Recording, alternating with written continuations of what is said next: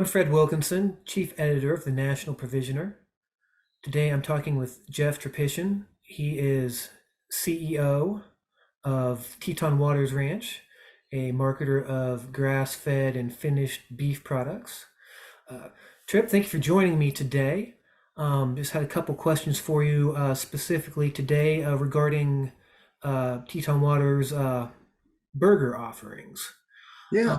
Yeah, first question I had is what are some burger, just kind of general burger market trends for whether it be different kind of blends or anything like that, and how is Teton Waters addressing that market need? Um, I'm going to respond to you a little bit broader than just Teton because SunFed, which is now the two companies, has a significant fresh line. And I think that's, part of the conversation. And then obviously there's a frozen part, which would be more the Teton side. And because that's really the way we run the business. One is a processed business and one is a fresh business. But both of them intersect on patties and grinds. So a And couple both things. grass fed, is that correct? Yeah, all of it's grass fed. Okay. That's the only thing we do. And so the approach is this. I view the patty and the grind for this discussion. I view them as kind of the next affordable luxury in food. And I think if you just think back kind of maybe pre-COVID, everyone would have nodded yes. There was all those locations in the food service world where you could stop by and someone thought of an amazing thing to do with a hamburger. And whether that was the lean point, the genetics, the breed, the inclusions, how they do it, how they shape it, how they, and you could go in and you could dress it up, you could do all those kinds of things.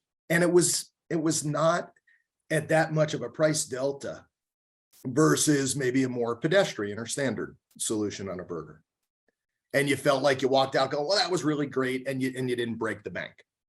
So now you roll through COVID, companies are recalibrating and we're looking at a recession.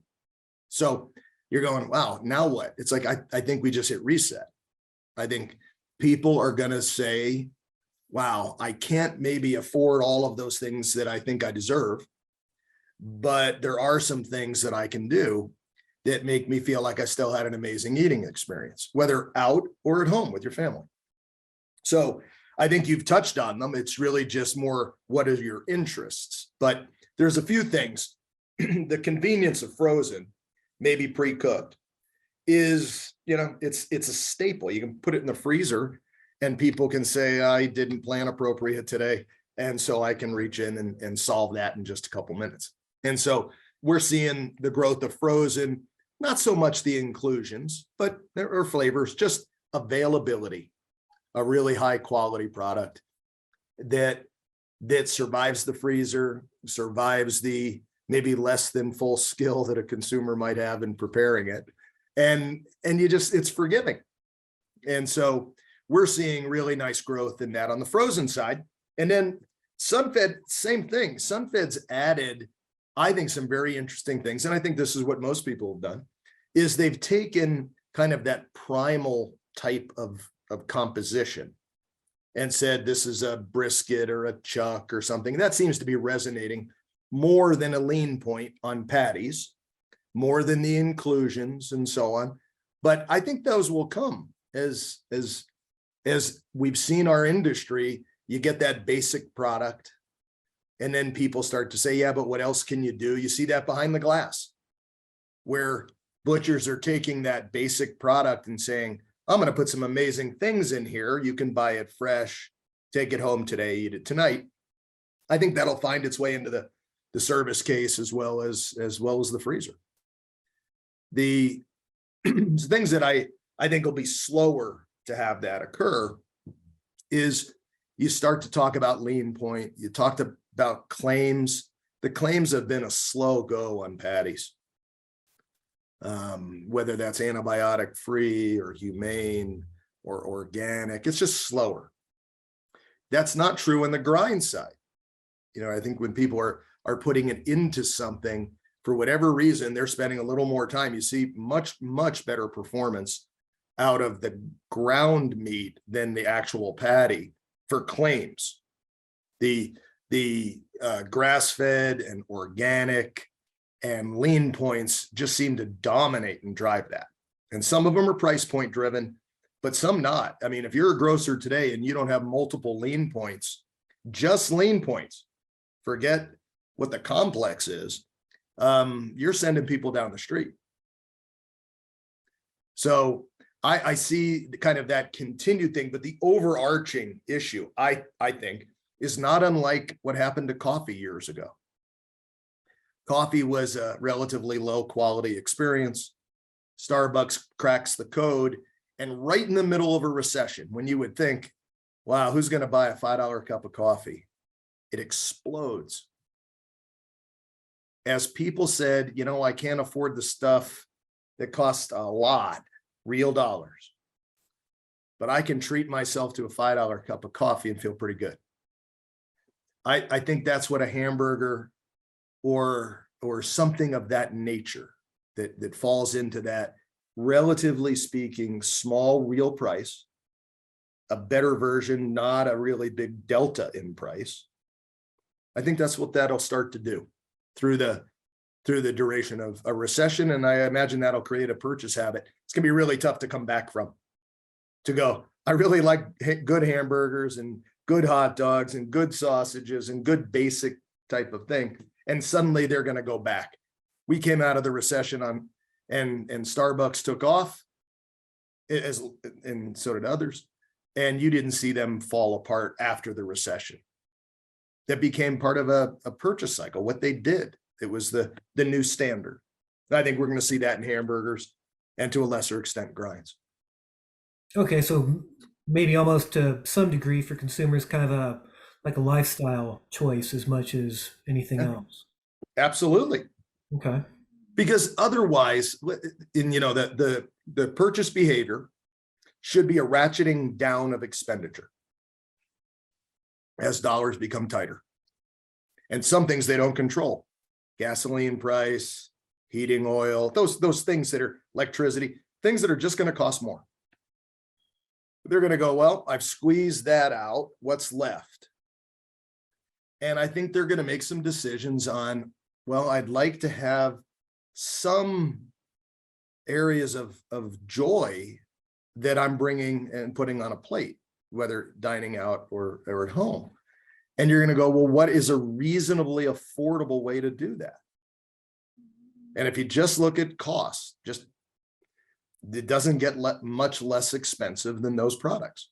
And so I think people will gravitate to a better version of something that they can afford versus something that, in all candor, real dollars become a challenge. Okay. With all that said, just keeping in mind, rising retail food prices and grass-fed product typically retailing for more than a comparable conventional product might. Absolutely. Yeah. From a production operational side of things, what are like a producer or a marketer like Teton Waters Ranch doing to kind of control that side of the equipment? Yeah. It's a good question. Anyone can only do so much when you're small, because this isn't about beef. This is about small versus large.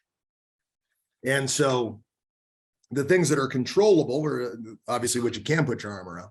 So when you balance that animal, you can figure out, you spread that premium over everything, but it's still a premium. It's just, is it being carried by the entire complex and entire carcass, or is it just being carried by a portion of it? So the better job you do monetizing that whole animal helps it become more affordable for folks. So that's one. The other areas of inefficiency are just tough for small companies. Freight, typically co-packing fees or other people that lean in that you have as vendors and partners. And so trying to do those basic things, what we've done is we've entered into longer term deals on the meat so that people could feel that they didn't need to hedge and charge us more. They could charge a little less because they had confidence we'd buy it. We strengthened our relationships with the co-packers and logistics partners so that they had confidence we'd be partners with them. I mean, true partners. And we would grow with them. We would invest with them if they would do the same idea. So we've done that. What we can't control is it still costs more to raise an animal this way. They're older. They're not, to have that rate of gain that gets them to where we want them size wise for the flavor. They take months longer, not years, but months. And we need them to have more land. We need them to kind of grow at what their genetic potential says the rate they should grow at, and not feed them more aggressively, because we don't feed them out like that. So those things are just going to be the math.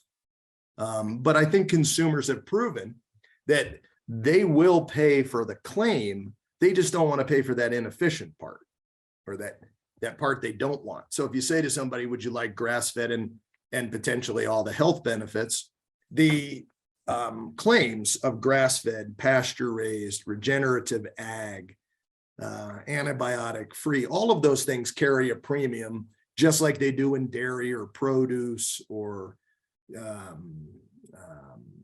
chick poultry, egg business. All of those claims, the organic business, all of those claims are attached to a premium. And I think more and more consumers today are willing to pay that. And if that's all they have to pay for, then grass-fed will do fine. The biggest problem with grass-fed, two things. One is inconsistency. You can have a great experience or poor experience. And that's because a lot of the meat is congregated. And so when you consolidate like that and spread it out, you're getting it from different places. Larger companies, be it retail or food service, can have one source of supply that is great, one that's maybe not. And as a result, the consumer eating experience is either great or not. And that's bad for the industry, bad for grass-fed. And the second is really the regional nature, which I support local and regional and wish them every success. But if you're a larger potential customer, it is very difficult to have your demand taken care of by smaller regional folks. And that's why we're building a platform. Is I want to be able to look at the larger folks and have them say, can you handle all of our product? Is it of a consistently really high eating experience? And say yes to both of those. And the price is commensurate with that answer.